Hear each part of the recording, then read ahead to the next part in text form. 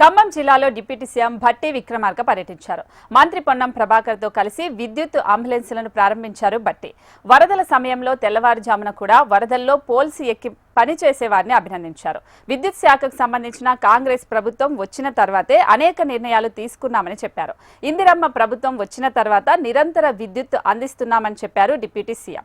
విద్యుత్ శాఖలో పనిచేసే ప్రతి వ్యక్తికి ప్రకటించిన భద్రత ప్రోటోకాల్ తీసుకోవాలని అధికారులకు సూచన చేశారు. ప్రమాదం జరిగితే ఉద్యోగుల కుటుంబాలు ఇబ్బంది పడకూడదని ₹1 కోటి ఇన్సూరెన్స్ చేశామని చెప్పారు. ఇది దేశంలో ఎక్కడా లేదన్నారు. మొదట మన రాష్ట్రంలోనే ప్రవేశపెట్టామని భట్టి విక్రమార్క ఉద్ఘాటించారు. కాంగ్రెస్ అంటేనే కరెంట్ అన్నారు. ముందు చూపుతో నిర్ణయాలు తీసుకునేది కాంగ్రెస్ పార్టీ అని డిప్యూటీ సీఎం భట్టి పేర్కొన్నారు. నేను కూడా ప్రత్యక్షంగా చూశాను. నేను పోయినసారి వరదలు వచ్చినప్పుడు ముంపుకు గురైనటువంటి ప్రాంతాల్లో ఎలక్ట్రిసిటీ రెస్టోరేషన్ కోసం ప్రాణాలను తెగించి అర్ధరాత్రి పూట చివరికి తెల్లవారుజామును కూడా ఆ వరదల్లోనే నడుచుకుంటూ వెళ్లి పోల్స్ ఎక్కి సిబ్బంది పనిచేస్తున్న వైనాన్ని చూశాను.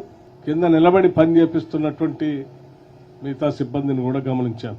అందరూ ఎవరు ఊహించినంత స్పీడ్గా ఖమ్మం జిల్లాలో ఆ రోజు దెబ్బతిన్నటువంటి లైన్లన్నింటినీ రెస్టరేషన్ చేసి పూర్తి స్థాయిలో ప్రజలకి ఈ సేవల్ని అందించడం కోసం కృషి చేసినటువంటి మీ అందరికీ రాష్ట్ర తరఫు నుంచి మరొకసారి నా హృదయపూర్వకమైనటువంటి ధన్యవాదాలు, అభినందనలు కూడా తెలియజేస్తా ఉన్నాను.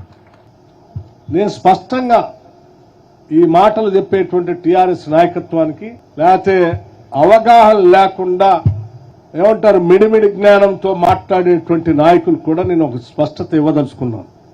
నాకు తెలిసి అసలు కాంగ్రెస్ అంటేనే కరెంట్ అంటేనే కాంగ్రెస్.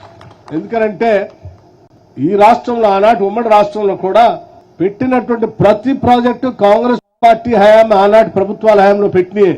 అదనంగా వీళ్ళు వచ్చిన తర్వాత పెట్టిన ఏం లేవు. మొదలు పెట్టారు కానీ ఏమీ ప్రొడక్షన్ లో రాలేదు. సో నేను అందుకే అన్నాను, ముందు చూపుతో భవిష్యత్తు ప్రణాళికలు వేయగలిగేది కేవలం కాంగ్రెస్ పార్టీ, కాంగ్రెస్ ప్రభుత్వాలు. ఉదాహరణకి